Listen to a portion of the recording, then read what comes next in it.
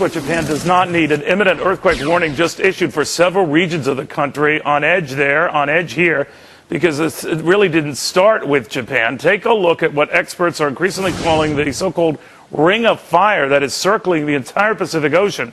Do you remember Chile's massive earthquake about a year ago? Then we had that big one in New Zealand just last month.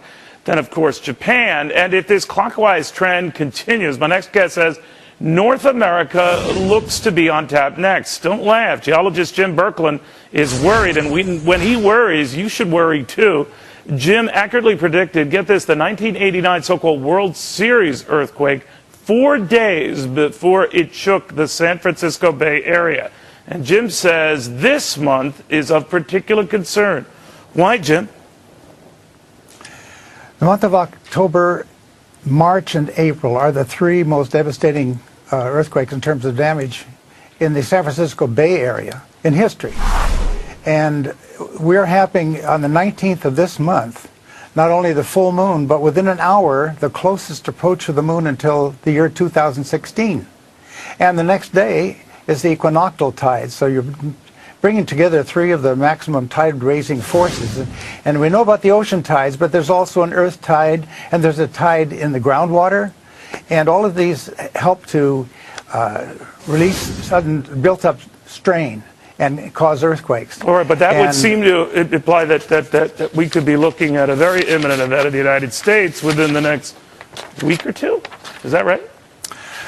Yes, what I call a seismic window. This top seismic window in years is developing between the 19th and 26th of this month.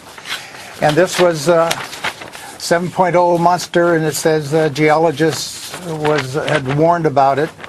And a week earlier, they were talking about the tides, not to worry about the really high tides coming up. Well, I think there's worry here, too. All right, so let me just understand. You're a genius. I'm not, so I just want to follow your fine brain on this. Not a genius. What you're saying is that there is a certain order to this, even though it doesn't appear like it. For a lot of folks, it just seems like random events. But you're saying that there is a process unfolding here. For California, or California, Oregon, or whatever, what would that mean? What type of quake or disturbance or disruption would that be? Well, if it was one in the Northwest, in the Cascadia Trench, like we had in 1700, that would be a 9-magnitude quake. I'm not predicting that. But I'm saying we've just had a massive fish kill. Maybe 1 million fish died in Redondo Beach. They had a massive fish sweep in Mexico. We just had a bunch of whales come in close to San Diego. And what is that presage? When you have events like that, what does that generally mean? What's going on in the waters? Changes in the magnetic field that often precede larger earthquakes. Most animals have the mineral magnetite in their bodies, including people, but it causes homing pigeons to enable them to get home. Just before big quakes, they often can't get home. There's a delay factor.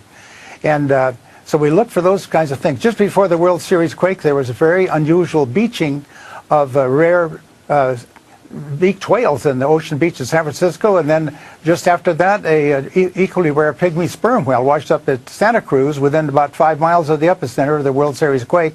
And that kind of beaching had never occurred before nor since.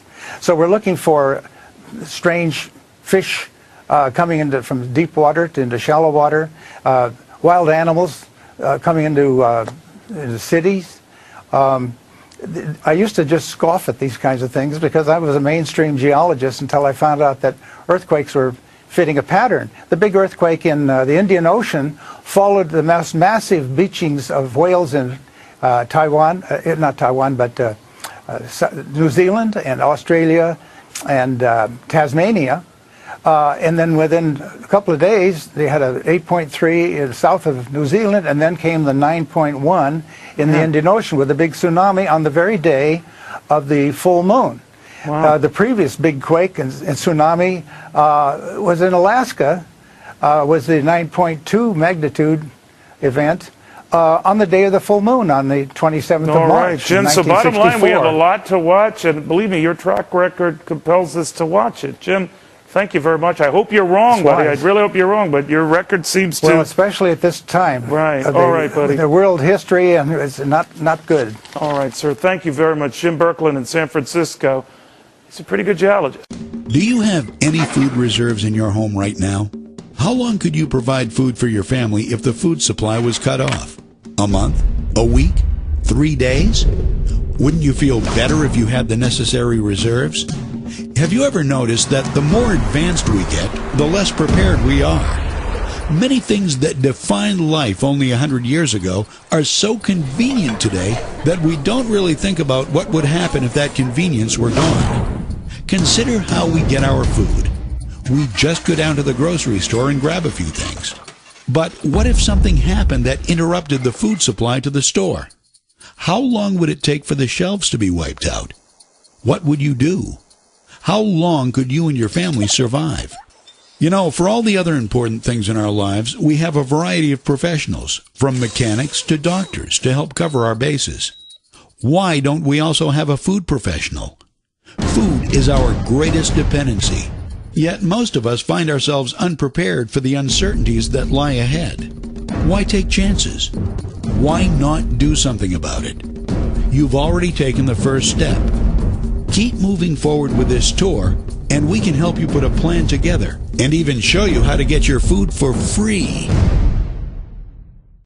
When you order your Essentials Pack from eFoods Global, it comes with over 400 servings of food for less than 90 cents a piece.